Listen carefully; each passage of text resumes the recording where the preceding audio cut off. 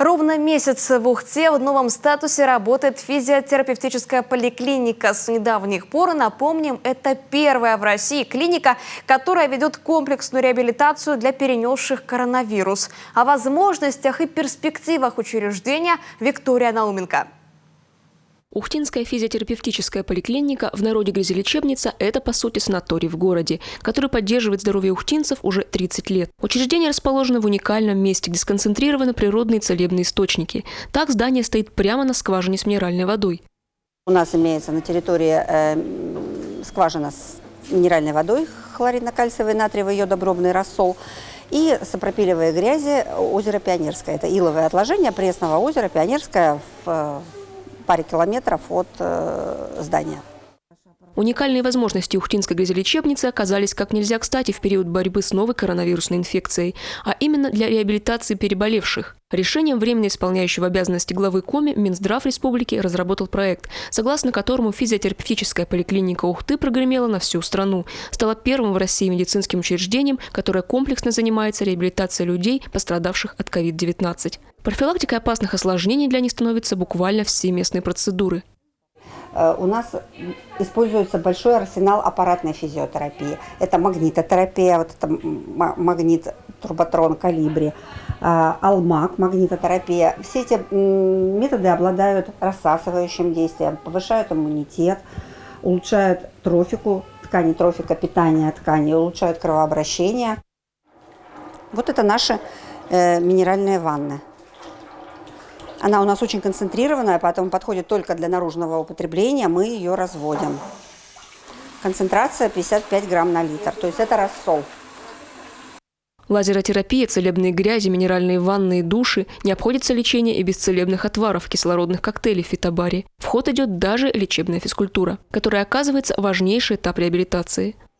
Также в комплексе реабилитации пациентов после перенесенной коронавирусной инфекции и внебольничной пневмонии очень широко применяется лечебная физкультура во всех видах, в том числе и дыхательная гимнастика. Это очень важно, это занимает большую часть реабилитации. Сергей почувствовал себя плохо по приезде с вахты. Оказалось, ковид. Лечился больше 3 недель и, конечно, не обошлось без остаточных симптомов.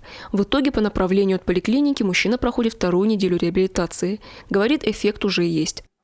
ЛФК. Самое нужное – это ЛФК. И ЛФК проходит под наблюдением инструктора. Инструктор подсказывает, что и как делать. Ну и вот это углекислотная сухая ванна. Такого уже оборудования нету дома. На сегодняшний день комплекс процедур здесь прошли более 20 перенесших коронавирусную инфекцию и внебольничную пневмонию. Получить бесплатное направление на реабилитацию может каждый такой пациент. Инфекция коварна и важно довести лечение до конца, поясняет главврач Ухтинской поликлиники. Могут остаться остаточные явления, то есть замещение легочной ткани фиброзной тканью, которая не дышит, то есть тем самым качество жизни пациента значительно ухудшится. На фоне такой востребованности Ухтинской грязелечебницы остро встал вопрос ее усовершенствования. Учреждение рассчитано на 1100 посещений в день, но функционирует лишь на 30% от проектной мощности, в том числе из-за бездействующих бассейнов. А потому при поддержке одного из градообразующих предприятий уже в ближайший год здание ждет большой ремонт.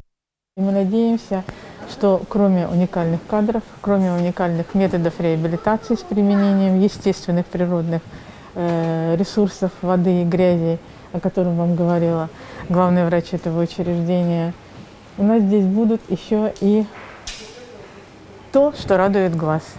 Комфорт и, наконец-то, вернется еще один вид реабилитации, метод реабилитации в бассейне, который, к сожалению, сейчас отсутствует из-за того, что требует ремонтных работ. Совсем скоро здесь капитально отремонтируют бассейн с раздевалками, санузлами, душевыми, кровлю, а также заменят оконные блоки и обустроят вентилируемый фасад. Виктория Науменко, Дмитрий Рык, телеканал Юрган, Ухта.